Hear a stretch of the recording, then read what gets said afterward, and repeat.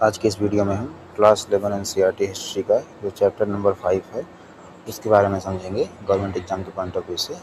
तो यह अध्याय जो है यूरोप में पुनर्जागरण और उसके कारण हुए सांस्कृतिक बदलाव के बारे में है। ठीक है, तो पहला जो टॉपिक आता है वो आता है पुनर्जागरण क्या है। पुनर्जागरण का अर्थ है पुनः जागरण। यह 14वीं से 16वीं शताब्दी के बीच यूरोप में हुआ था। इसमें कला, साहित्य और विज्ञान का विकास हुआ। ठीक है ना। फिर आता है पुनर्जागरण की शुरुआत कैसे हुई। इटली में हुआ था, मतलब इसका शुरुआत, बाद में पूरे यूरोप में फैल गया ये। और प्रमुख शहर कौन था उसमें, वो था फ्लोरेंस, वीनस, ठीक है ना, नहीं वेनिस, सॉरी माफ़ करिएगा, वेनिस। ठीक है। फिर उसके बाद आता है मानववाद। तो मानववाद क्या होता है, मानव जीवन और क्षमता पर जोर दिया जाता है इसमें। ठीक है ना, यही मानववाद होता है। धर्म के बजाय मनुष्य को महत्व दिया जाता है इसमें। शिक्षा और ज्ञान का विकास होता है। ठीक है ना। फिर आता है प्रमुख विचारक और कलाकार। ठीक है ना, तो साहित्य और विचार। ठीक है, तो कौन है, मतलब पिट्रेज, मानववाद के ये जनक माने जाते हैं। ठीक है ना।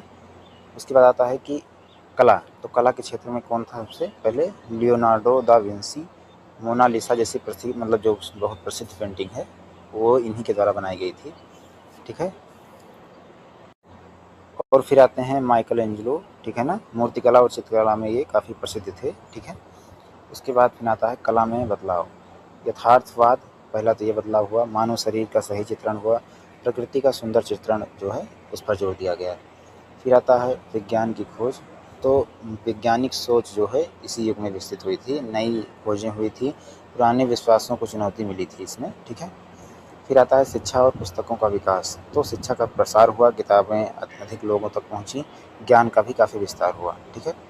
उसके बाद आता है समाज पर प्रभाव, मतलब क्या पड़ा इसका, लोगों की सोच जो है बदली, धर्म का प्रभाव जो है कुछ कम हुआ, आधुनिक युग की शुरुआत हुई। ठीक। उसके बाद फिर इस चैप्टर से जो काफ़ी इंपॉर्टेंट पॉइंट हैं जिनको आपको विशेष रूप से याद रखना है।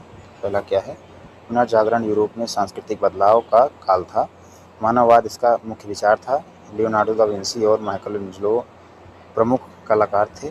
विज्ञान और शिक्षा का विकास हुआ इस काल में। ठीक है। फिर आता है इस चैप्टर के काफ़ी इंपॉर्टेंट वर्ड्स जिनको आपको विशेष रूप से याद रखने हैं इस चैप्टर से रिलेट करके, जिससे पुनर्जागरण हो गया, मानववाद हो गया, यथार्थवाद, संस्कृति। ठीक है। आशा करता हूँ आपको चैप्टर अच्छा लगा होगा। अच्छा लगा हो तो वीडियो को लाइक करें, चैनल को सब्सक्राइब करें। ठीक है, धन्यवाद।